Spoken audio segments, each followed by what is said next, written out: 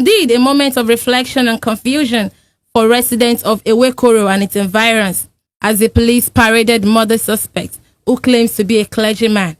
The suspect, Oluwatobiloba Ikpense, a 42-year-old secondary school teacher and the spiritual head of Holy Garden Evangelical Christian Church of God in the Ewekoro area of Ogun State, give details of how the dastardly act was carried out.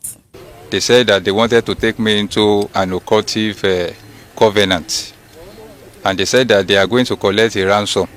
So they collected the names of my members and picked the woman that she will be the one they are going to take. And having taken her, having mentioned her, they asked from me where she was living. And I told them that she's living at Wasemi. So on the 21st of March, around 10 to 11, one of them came. PM. One of them came to knock at my door at my residence, saying that some people are waiting for me in the church. So on getting there, I saw Mr. Ashokweju and the woman with another 7 occultic members that I cannot identify. Those ones were putting on black and red robe with 7 calabash with them. So Mr. Ashokweju, I was asking him, how did he get here? Because I did not see the vehicle. I also saw the woman. I gave their names, the names too. I saw the woman with them. She was tied and her face was covered with a red cloth.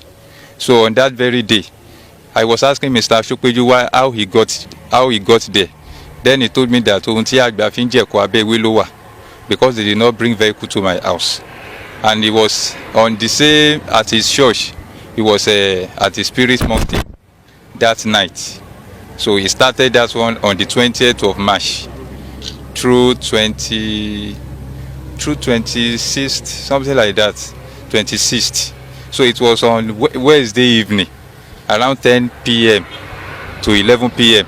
that I saw them. And Mr. Ashokweju removed the knife with him and cut off the woman's head. And before he cut off the woman's head, he put the blood of the woman in the 7 calabashes the 7 people were holding.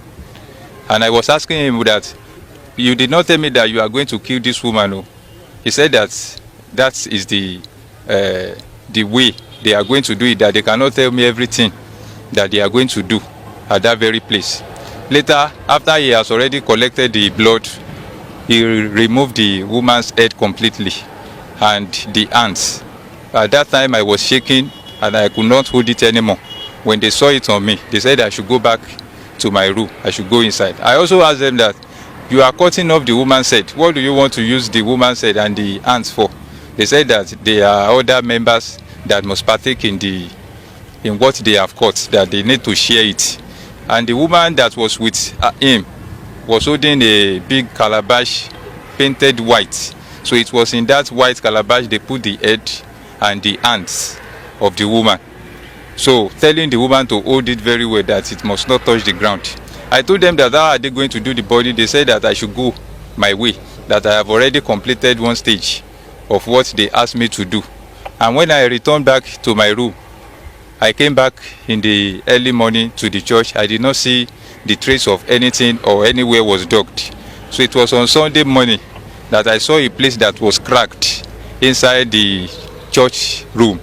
So on getting there, I removed the shovel and I removed the sand at that very place because I was suspicious that something was there, as the ground swelled up on that day. So as I removed the sand, I saw the woman with the white they used to cover her there. Because it was already time to service, I covered it back and I went to the back of the church and dug more ground on the corpse. So I was pondering over it, that how am I going to do it? Until when it was Wednesday, I was at the church. When I returned from the school, that was when I saw the police that came to arrest me. And when they arrested me, I denied at first, but later when they got to my site, they discovered the woman's corpse and I reviewed everything to them.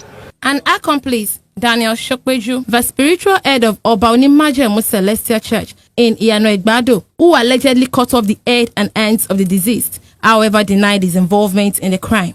The Commissioner of Police, Ogun State Command, CP Ahmed Ilyasu, while briefing newsmen, described it as a height of wickedness.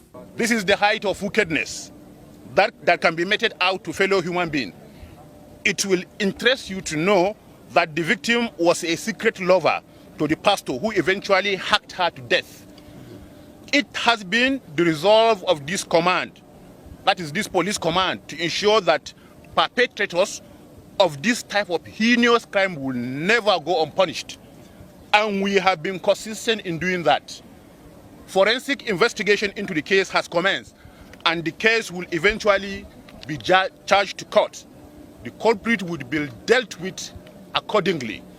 I hereby appeal to good people of Ogun State to always be watchful of those they associate with and always disclose their movements to at least one person close to them, no matter how confidential the movement is. The deceased, 35-year-old Raliat Sonny, until her untimely death, was an hairdresser and a divorced mother of 5.